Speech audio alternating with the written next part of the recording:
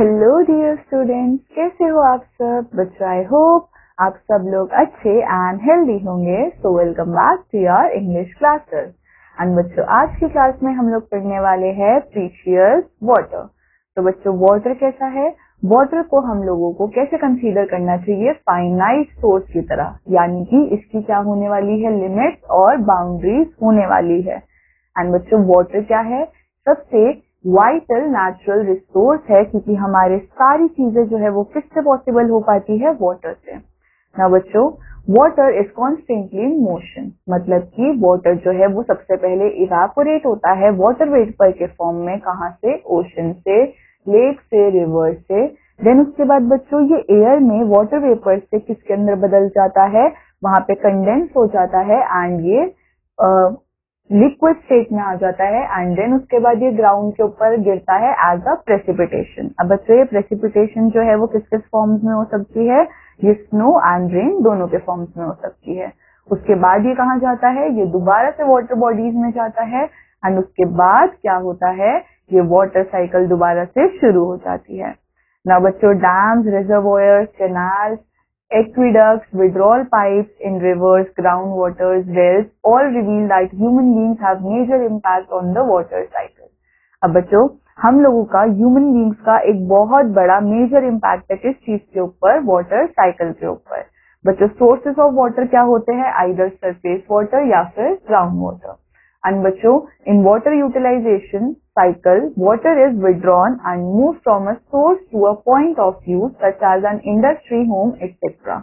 अब बच्चों, होता क्या है कि इस साइकिल के अंदर वाटर को लिया जाता है किसी भी पॉइंट सोर्स से एंड देन उसको पहुंचाया जाता है अपने फाइनल डेस्टिनेशन तक, जैसे कि क्या हो सकता है, industry, home, etcetera. After it is used, इसको क्या होता है, it must be disposed of. An uncontaminated groundwater source or spring provides safe water for drinking, bathing and cooking. अब बच्चों, अगर हमारे पास एक अनकंटामिनेटेड ग्राउंड वाटर है तो उसकी वजह से क्या होगा, हम लोगों को एक सेफ वाटर मिल जाता है पीने के लिए, नहाने के लिए और खाने के लिए। Extreme efforts should be made to protect existing and potential groundwater sources from contamination. और बच्चों, हम सबको ध्यान रखना चाहिए कि हम लोग हमारे ग्राउंड वाटर को कंटामिनेट होने से बचा कैसे सकते हैं।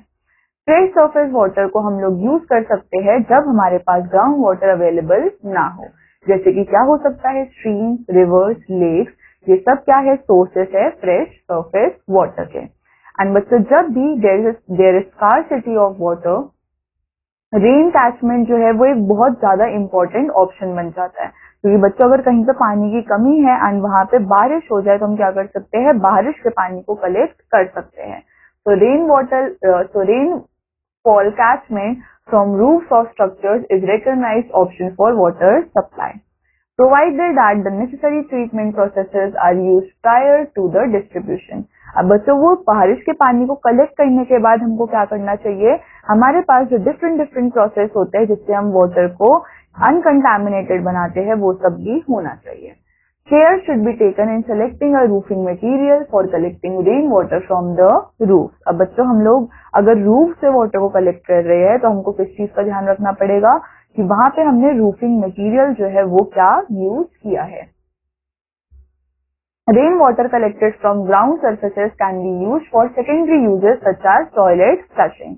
एंड बच्चों, जो रेन वाटर ग्राउंड सर्फेस से कलेक्ट किया जाता है उसको किस चीज के लिए यूज कर सकते हैं, टॉयलेट फ्लश करने के लिए।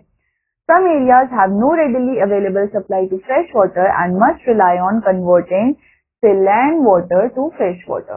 Now बच्चों, reverse osmosis, जिसको हम क्या बोलते हैं, RO, electrolysis, distillation and vapor compression, ये सब क्या है, ऐसे प्रोसेसेस है जो कि हम लोगों को क्या देते हैं, saline water से fresh water. All are complex, extremely energy consumptive, ज्यादा पैसे भी लगते हैं इन सब में एंड इनको मेंटेन करने के लिए भी पैसा चाहिए होता है। So it is probably beyond the means and capabilities of most small units to produce fresh water from salt water. और बच्चों, क्या कहा जा रहा है कि इन सारी टेक्निक्स में बहुत ज्यादा पैसा लगता है, बहुत ज्यादा केयर लगती है। तो इसका मतलब यहाँ पे जो छोटे छोटे यूनिट्स होते हैं वहां पे फ्रेश वाटर नहीं पहुंच पाता है। The scale most desalinization plants is very large. Treatment of groundwater is accomplished by simple disinfection using sodium hypochlorite. अब बच्चों, होता क्या है, हम लोग ग्राउंड वाटर को कैसे प्योर कर सकते हैं, एक केमिकल यूज करके जिसका नाम क्या होता है सोडियम हाइपोक्लोराइड, एंड ये क्या होता है एक disinfectant. An emerging water disinfection technology involves the use of liquid chlorine dioxide, जिसको हम क्या बोलते हैं aqua chlor। अब बच्चों इस केमिकल की वजह से भी वाटर को डिसइंफेक्ट किया जाता है। This technology provides excellent bacterial qualities while minimize the formation of environmentally harmful disinfection byproducts। And बच्चों ये टेक्निक जो है वो बहुत ज्यादा अच्छी है, क्योंकि इसमें क्या होता है जो हमारे पास एनवायरनमेंट को डिग्रेड करने के लिए कुछ हार्मफुल केमिकल्स निकलते हैं, कुछ गैसेस निकलती है, वो इसके अंदर से रिलीज नहीं होता। Gravity storage should be used wherever possible. Gravity storage enables wind and photovoltaic pumping systems to be effective. The gravity storage tanks acts as an accumulator to store water for heavy demand periods. And बच्चों gravity storage जो है वो भी काफी ज्यादा important होता है, क्योंकि ये क्या करता है, ये स्टोर करता है वाटर को जब भी हेवी डिमांड होती है वाटर की। Another means of transferring water from source to storage tank at higher elevation is hydraulic ram. अब बच्चों दूसरा तरीका क्या होता है वाटर को ट्रांसफॉर्म करने का, एक सोर्स से उसके स्टोरेज तक, उसका नाम होता है हाइड्रोलिक रैम। बच्चों ये क्या करता है, ये हायर एलिवेशन से वाटर को ट्रांसफर करवाता है। It is practicable to operate a ram with the fall of only 18 inches, but as the fall increase the ram forces water to proportionately greater height. अब बच्चों प्रेफरेबली ये क्या बोला जाता है कि हम लोगों को ये फॉल खाली कहाँ से प्रैक्टिस करना चाहिए, 18 इंचेस से, बट जैसे जैसे फॉल इंक्रीज होता है तो रैम की फोर्स जो है वो क्या करती है, वो वाटर को प्रोपोर्शनेटली लेकर चली जाती है ग्रेटर हाइट से। हाइड्रोलिक रैम जो है वो सिचुएट होता है फॉर एरिया जहाँ पे इलेक्ट्रिकल पावर जो है वो अवेलेबल नहीं होता, एंड जहाँ पे एक्सेस सप्लाई ऑफ वाटर जो है वो अवेलेबल होती है।